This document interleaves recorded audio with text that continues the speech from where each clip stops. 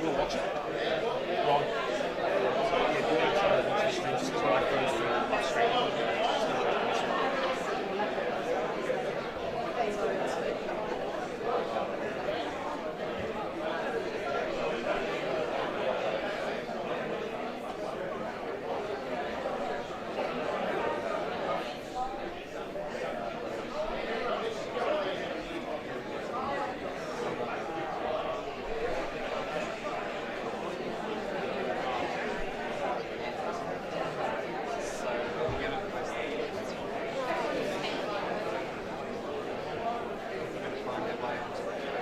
Told me that they emailed me that post on YouTube. And if you just go straight to the YouTube page, it's literally the only piece of content there, so there's no way to go. Yeah. Is that it? Is that the only piece of content that's just there? They can't get placed. Can't use all this stuff. No, because also so that's why we want to YouTube because they don't make it away. So Frank started today.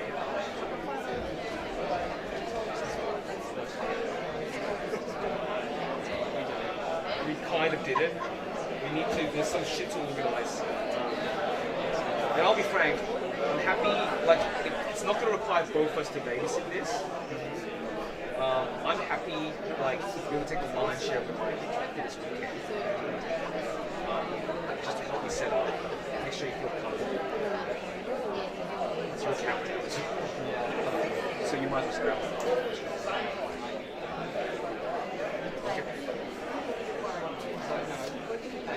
No, because you're doing tomorrow, and I'd like to go early today. So during lunch, let's do a handover for credentials. Yeah. For YouTube. So we might just not have lunch. So is this like Literally, so what about because it's on my Gmail account. So it's going to be your Gmail account. Your lunchtime. Stop the stream during lunch. We need to stop the stream during lunch so we can figure out the network issues. It's not going to be what's going on. Switch over networking, switch over credentials, and OBS is like that.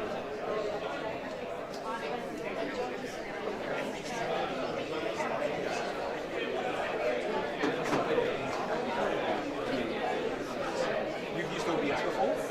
yeah, I think so. Okay, cool. So that stuff around the RTMP, with kind of stream speed, that stuff you're not forward to. I'm pretty good. So you could have done this by yourself. Yeah, the audio stuff, I'm not really familiar. Well, you don't really need to, all that cares about is that audio is coming into you, right? So it's just You're up the stage. Yeah.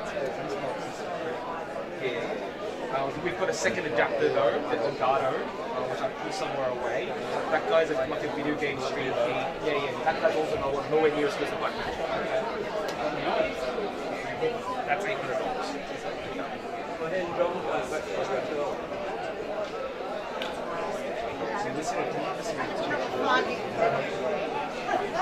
I could go back and get out one of those.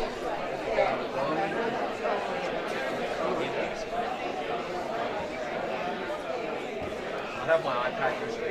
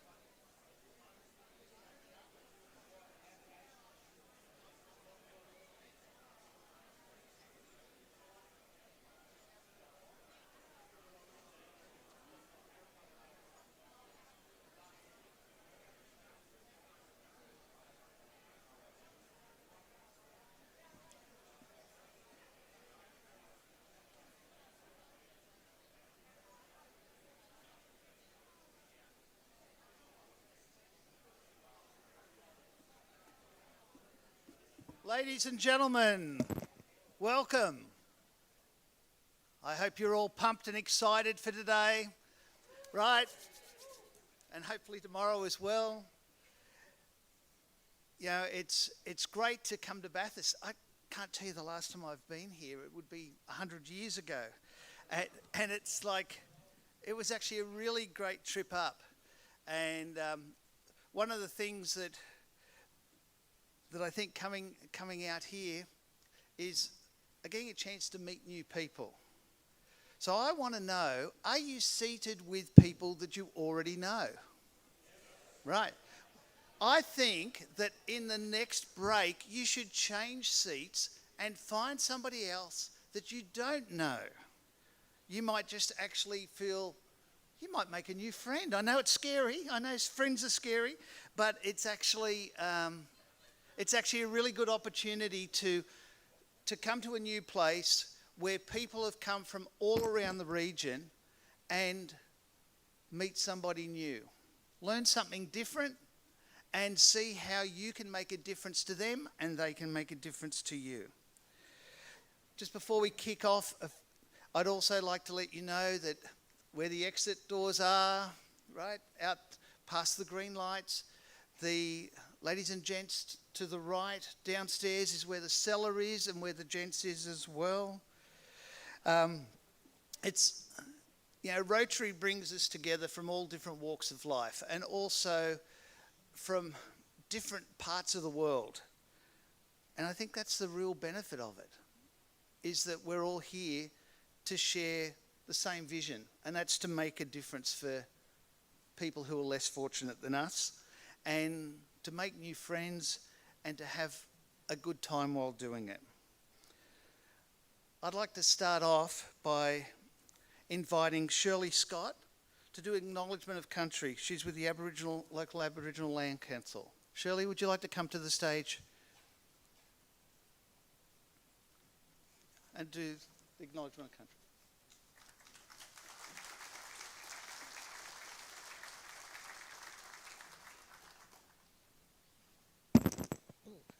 Thank you very much. It gives me great pleasure to do the Welcome to Country here today. I know the work that you all do, which is fantastic, and welcome to our country. Firstly, I'd like to acknowledge our traditional owners, the Rotary people, our elders, past and present, and this is the home of Windadyne. Windadyne is buried out here, and he's the native chief of our country, and we go right back to Hay, right up there, and right down to past Lithgow. That's part of the Rotary region, but it's a very big region, and I know that Hay is part of your region. So welcome here today, and I hope that you have a fantastic conference and you have a safe trip home. Thank you. Thank you for your time, Shirley. Thanks very much. Much appreciated. Wow, the world of Rotary. It's pretty amazing, isn't it? And now's the opportunity for you to sit back and see a snapshot of just the history of Rotary and how Rotary has grown.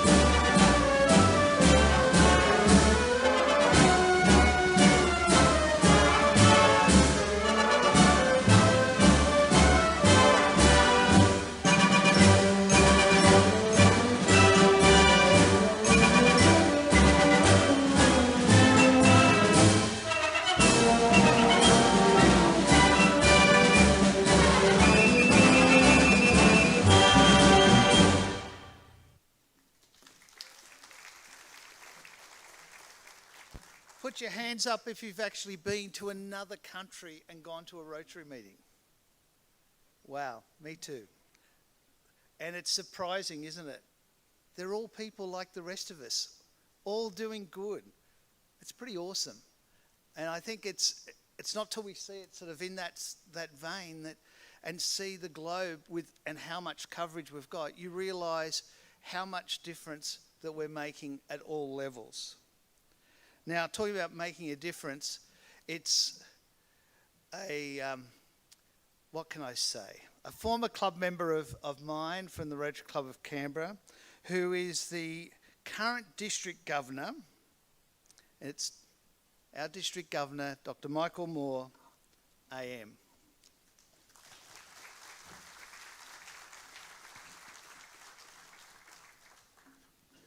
Michael, you're on mute. The most common phrase used in 2020. Rotary Club of Bathurst, Rotary Clubs of Bathurst, what a great effort last night. Thank you so much. Let me start by acknowledging that we are on Wiradjuri land and thank Shirley Scott for her welcome, and also to acknowledge Jessie Harmon as the Rotary International President's representative here today. The District Governor-elect Leo Farrelly. There, Leo, it's a bit hard to see from here. Leo's over here. District Governor nominee Geraldine Wirenga is just there. And District Governor nominee for the year after, Andrea Grosvenor. Somewhere. So,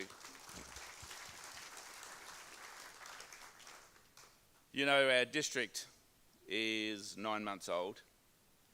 In another sense, it is pretty close to 100 years old. So in 2028, we will be 100 years old. And that's because the Rotary Club of Canberra was commenced in 2028 with the first president also being the first public servant in Australia and the first Attorney General, Sir Robert Garran. So we have a really interesting history in our new district. And you'll see in my regalia, and I'll show people if they ask about it, it actually has on it the history of the districts. And we are, of course, in one sense, in another sense, just back to the future. Somebody was speaking to me earlier about being a Rotaract representative in District 270 in 1972.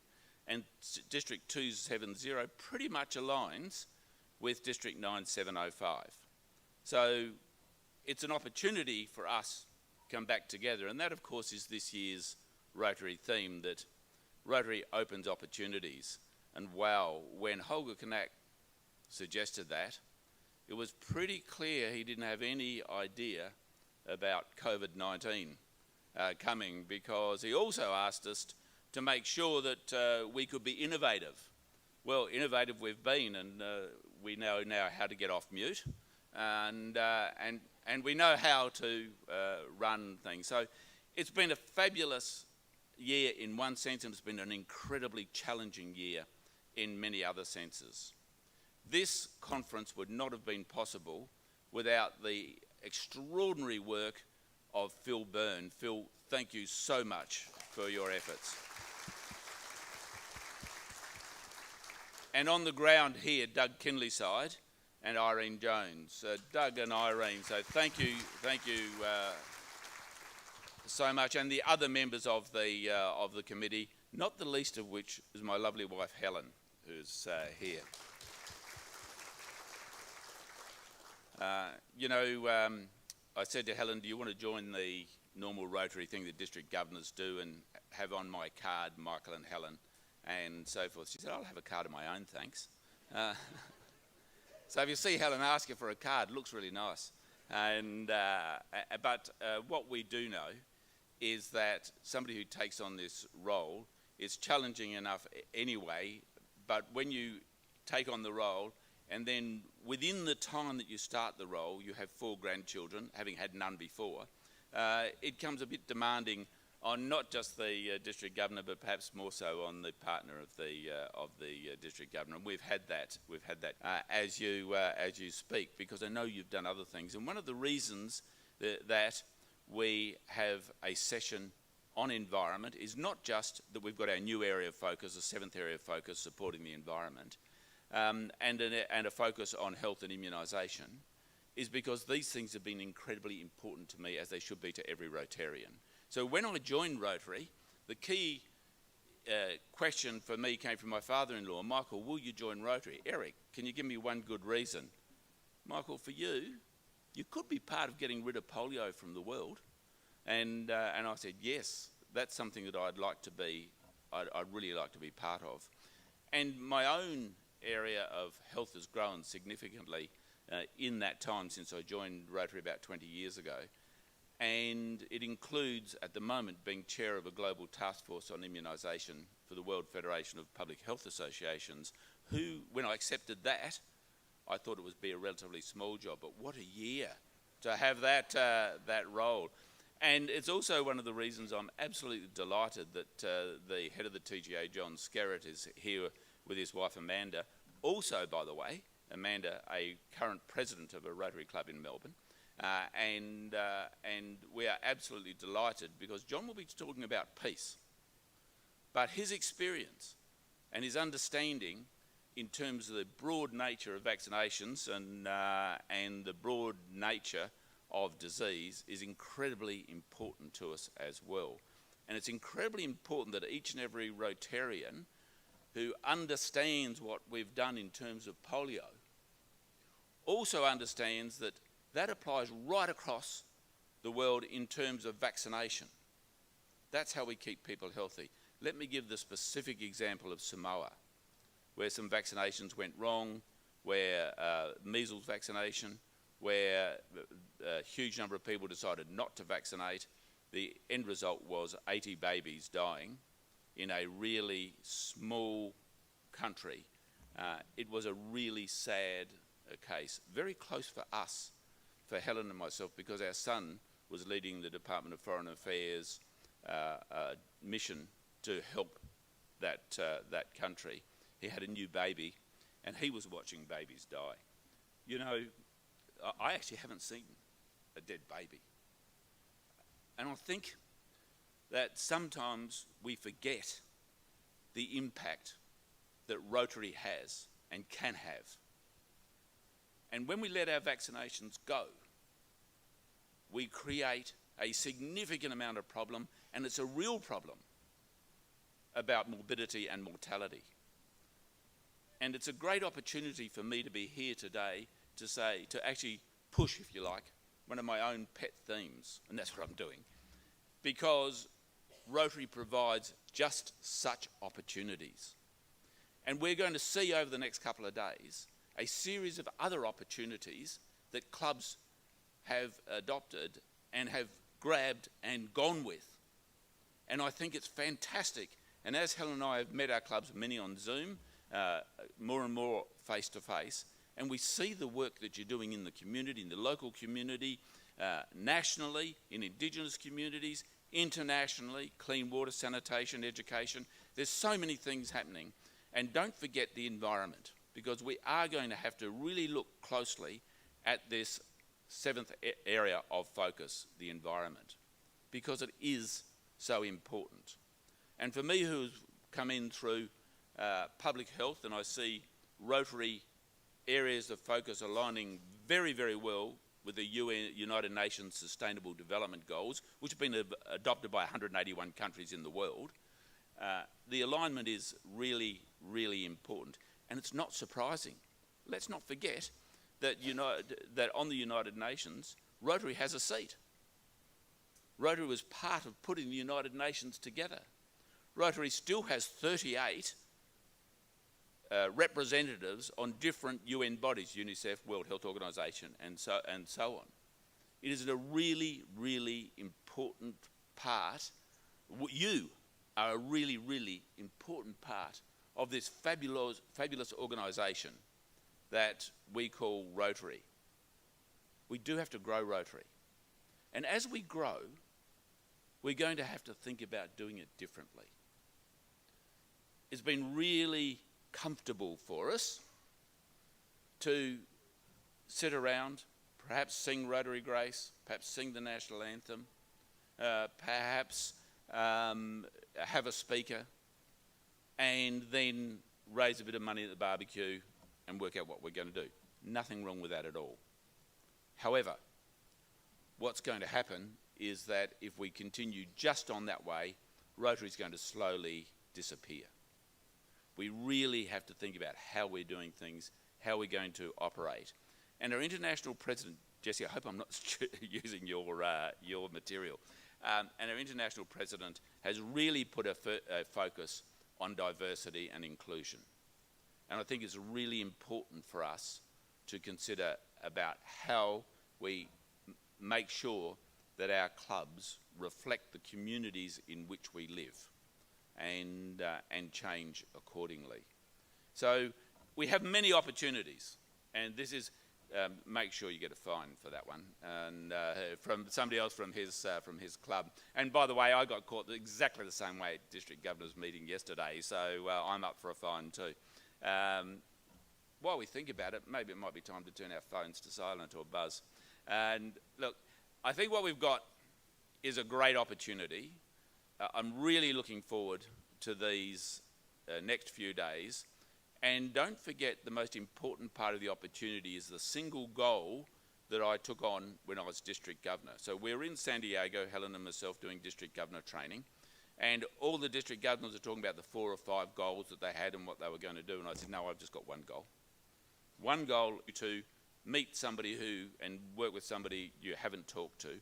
Also look at the other clubs, see what they're doing, and seeing if your clubs can work with clubs from close enough to either side of the Hume Highway. Sorry, Burra and Crookwell, but they put the Hume Highway in the wrong spot.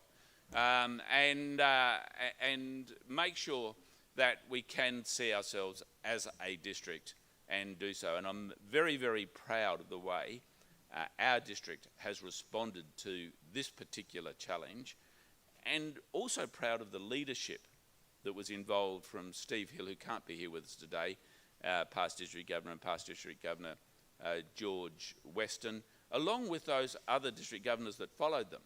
And that includes John Glassford, John McKenzie, Margaret Hassel, and of course Steve Hill as well. So there has been so many opportunities for District 9705, and they will continue. They will continue under the stewardship of Leo Farrelly, Geraldine Narenga, and Andrea Grosvenor. It's been great to have the opportunity to welcome you here today to get this conference underway, and I'm now going to hand back to Anton to continue. Thank you.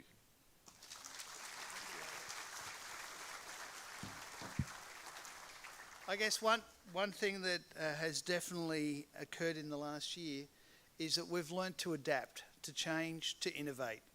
Our own club at Jerrabomberra has certainly done that. Our club president, John, has just led us to change into the future. The thing that's important is it's also about a unified change, heading in a direction altogether to improve things. Thanks very much, Michael. I'd now like to call on the Mayor of Bathurst, Bobby Burke, to welcome us to Bathurst.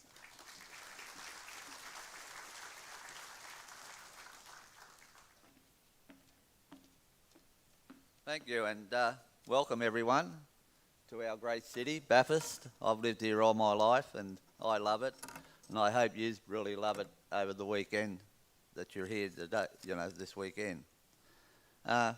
I've met Phil and Michael earlier in the year, and we didn't put on the good weather, did we?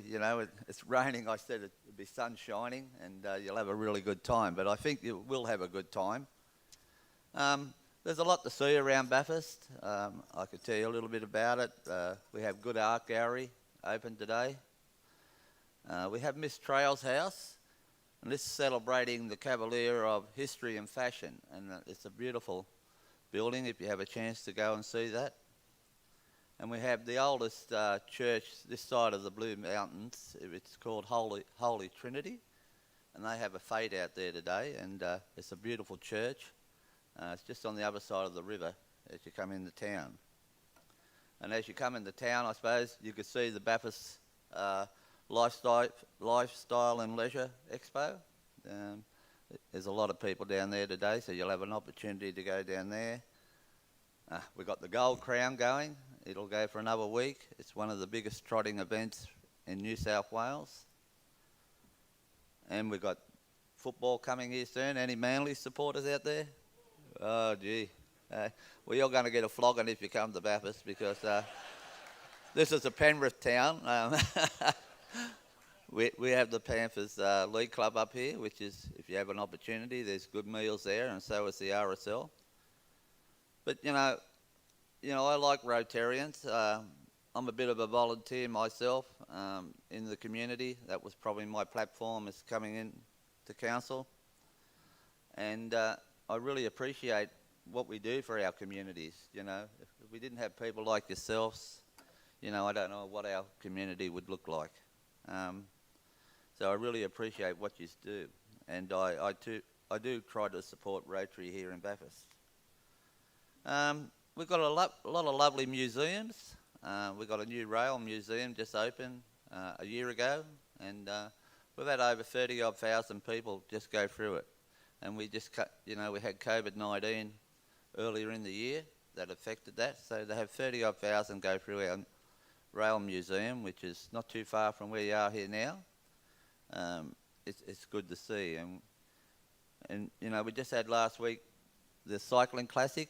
There was over 1,000 push bike riders here and their supporters, and it's really was a great event. And you know what I should have done before I started this speech? I'd like just to acknowledge the Wiadri elders, past and present. So sorry about that, but it is Wiadri land that we're on, and there's a lot of history with that too here. Today I think the bells will be ringing around 5 o'clock, our Korean over here, and you should like that. It's got a new clavia put in there. I suppose I could go on and on and on how good Bathurst is, but all I want you to do is really enjoy yourselves. And if you're travelling home, you know, make sure you do that safely. There's a lot of water and flooding going on around different areas of New South Wales. And look, just take it carefully. You got here safely, and I want you to go home safely. That's about it. I just want you to enjoy yourself. Thank you very much.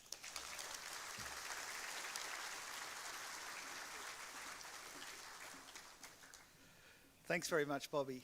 It's also now my opportunity to welcome the over 1,700 people who are live streaming us on Facebook. So if we all wave, right, at least they know that we're thinking of them as well.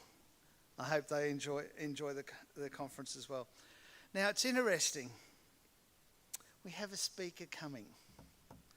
But I will tell you that our program will be changing over the weekend, because we're going to be adapting and we're going to be innovating and we're going to move things around, and also because some people couldn't make it. So unfortunately, one of our speakers, Shane Fitzsimmons, will not be here today. I'm sorry, but something to do about flooding, might be a prior engagement. He's got something else to focus on that require him. So this program will alter a bit over the next couple of days, and you know, that's okay, right? We've had to adapt. We're going to continue to. Now, our next speaker, she's a real ripper, is what I've been told. Right? Rotary International President's Representative. And what can I tell you about this speaker? She really likes to walk. Walking is her passion, right? Yeah, whether it's the Sahara, whether it's the Himalayas. If she hasn't done it yet, I'm sure she's going to. Walking from Ballarat to here for the conference was amazing. I was stunned that she did that. She also loves photography. Now, the reason I think she loves photography is because she can find her way home if she's got the photos on her phone, right? So, because some of the places that she goes is not sign written. And maybe that's part of her journey, is to go to places that aren't sign written, that don't stand out, that she can make her own path and her own destination. It's with great pleasure that I introduce our Rotary International President's Representative, past District Governor, Dr. Jessie Harmon, RI Director.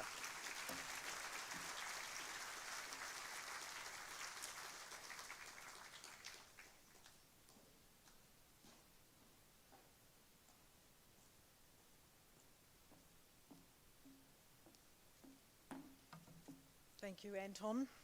You absolutely talked up the walking. I haven't walked the Sahara or the Himalayas. It is definitely coming. I have walked the Camino de Santiago, the 800 kilometres there, which I think started my love of photography. Thank you very much for the welcome. I would also like to acknowledge the traditional owners of the land on which we meet, the Rotary people, and like to pay my respects to their elders, past, present and emerging. I'd also like to acknowledge Michael, Governor Michael, but also Leo, Geraldine and Annette. And I'd like to, Andrea. Do you know I've been doing that all morning, Andrea? I'd like to acknowledge you, but I would also like to acknowledge the Rotarians and guests that are with us today. I'm going to take a moment and just enjoy looking at you. As a Victorian who spent most of the last 12 months in hard lockdown, it's actually a treat to be here at an in-person event. And who'd have thought that we would treasure that so much? But we have, as Michael said, had an incredibly challenging year. I also want to let you into a little secret, a guilty secret. I am a bit of a groupie when it comes to Rotary's annual themes. You know, I've been known to run a book on the likely possibilities. I have consulted Rotarians much wiser than me. You know, I've even been known to scour President-elect messages looking for clues in the wording. And we've had some rippers. You know, I really liked building communities, bridging continents. Lead the way. Lend a hand. You know, great annual themes. We've also had some annual themes that have had me scratching my head. Sow the seeds of love. In 2003, 2004, you know, really had me giggling. There was an opportunity there, I'm sure. I missed it. You'll be pleased to know. Likewise, I'm not sure what the governors in 1963 and 1964 did with the annual theme, Meeting Rotary's Challenge in the Space Age.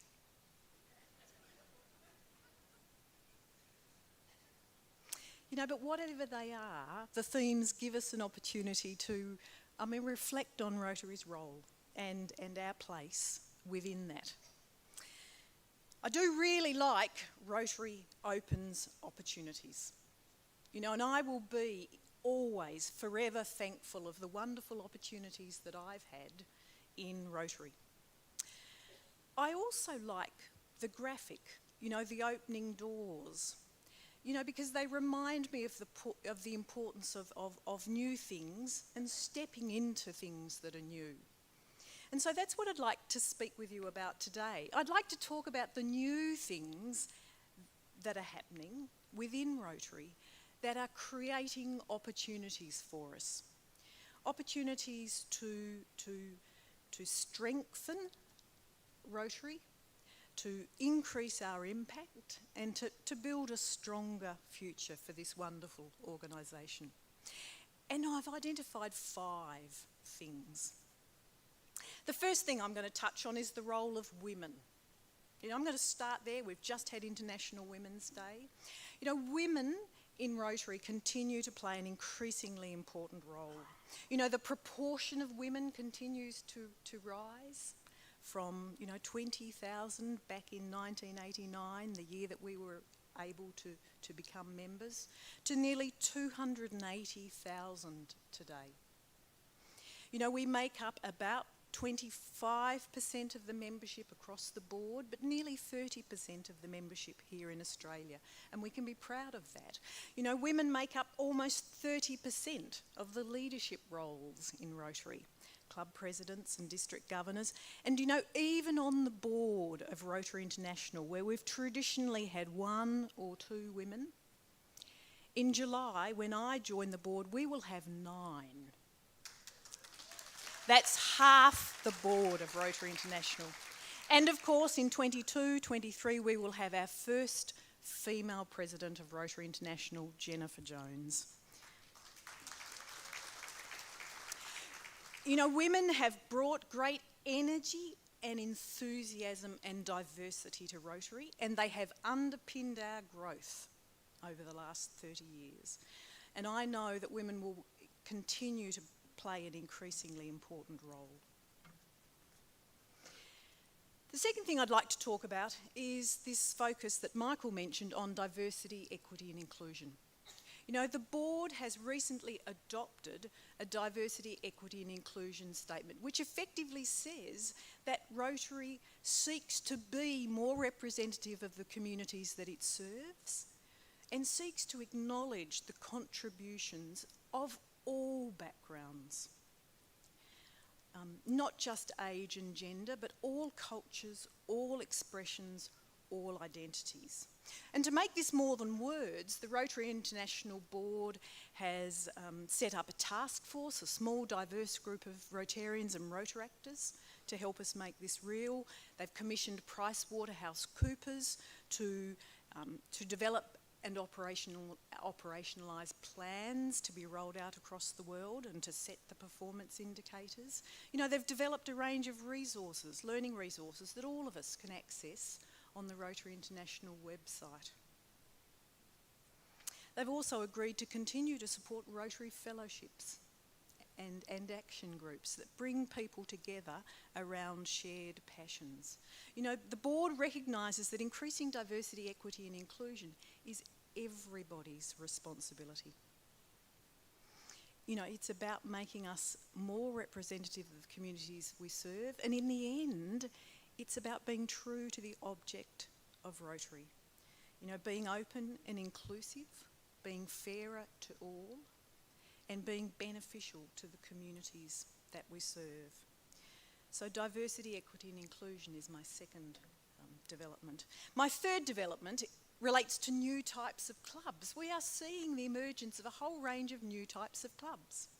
You know, we're pretty familiar with our own conventional clubs, with Rotaract clubs and e-clubs, and we've all had a taste of e-clubs in this last 12 months.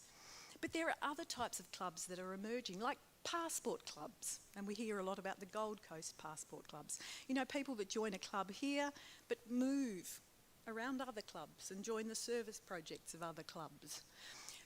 We hear about corporate clubs, and I'm thinking, for instance, of the Rotary Club of Cheshire Bentley. Now that's Bentley, as in Bentley Motor Cars. The members of that club are largely employees of the Bentley Motor Car Company.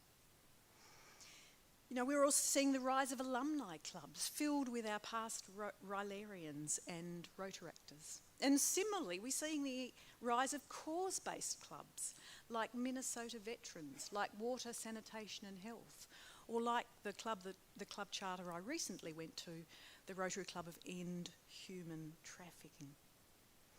You know, these are new types of clubs. These new types of clubs will not weaken our existing clubs. You know, quite the reverse. They broaden our reach. They increase the number of people who want to join us, who won't join our conventional clubs, but will join Rotary in its different forms. You know, these new types of clubs will ensure that we stay relevant and engaging well into the future. I think the other really exciting new development is the environment as our seventh area of focus. And we're going to hear a lot more about that this afternoon. You know, this is incredible. We've had environment sort of woven into our other areas of focus, but we are elevating it now to a seventh area of focus. You know, it will mean that we can leverage our existing environment projects with grant funding. I think it's going to bring new people and potentially younger people into our organisation. We might even see the rise of environment-based clubs. It's a really important issue, and it's absolutely appropriate that Rotary is involved. And the last thing I'm going to talk about, and hopefully we'll stop talking about this soon, but is COVID. You know, COVID's been an incredible experience for Rotary right around the world. On the one hand, it has been really challenging. But on the other hand, it has been incredibly inspiring. You know, firstly to see how quickly clubs pivoted, that's the other word, Anton, how quickly clubs pivoted to online delivery to stay engaged. But the really important thing, the really inspiring things are one, how it's escalated our use and adoption of technology, but secondly, to see what it's meant in terms of how Rotary clubs responded. And respond they did. You know, they were you know, donating personal protective equipment, you know, education and awareness campaigns right around the world, accessing grant funds to provide hospital supplies, doing an incredible range of things. The Rotary Foundation funded more than $30 million worth of grants. Clubs wanting to respond to the COVID scenario. And I guess, as Michael said, COVID has shown us how we can adapt and how we can innovate. And our challenge, of course, will be to retain the very best of those adaptations as we return to a more normal world. So let me finish by just touching on a number of things that I hope that you will do as we move forwards. And I guess they're like all of these developments that I've mentioned. You know, an opportunity to expand our reach, you know, increase our engagement, increase our impact, and our ability to adapt and innovate. So what do I hope you can do? Firstly, I hope you will capitalise in your clubs on the opportunity to increase diversity. You know, a more diverse membership is more diverse thinking styles, is a better understanding to a whole range of problems. So I hope you will go back to your clubs, ask yourself, are we representative of our community? And if not, how can we be that way? Secondly, I hope you will really focus on member engagement. You know, we need to stop trying to make our members fit our clubs. We need to make our clubs fit our members. So I hope you'll go back and have a conversation in your clubs about what are the things that lift the hearts of members. You know, what do we want out of our Rotary membership? And then how can we deliver a Rotary experience that meets those needs?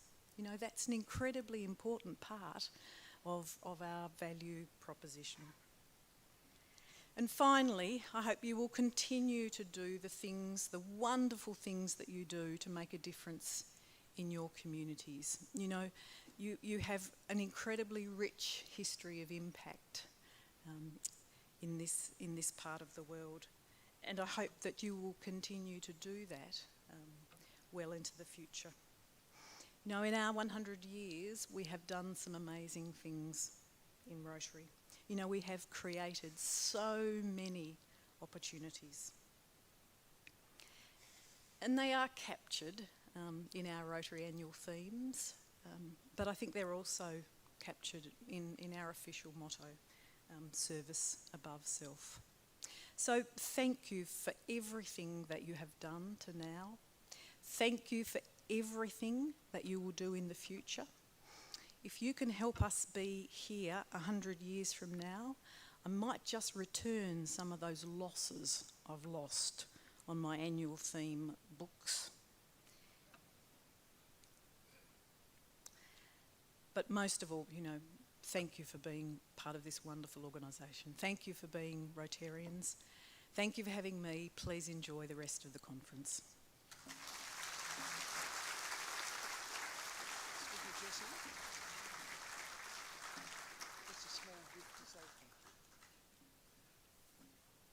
I totally agree, Jesse. It is about diversity and inclusion.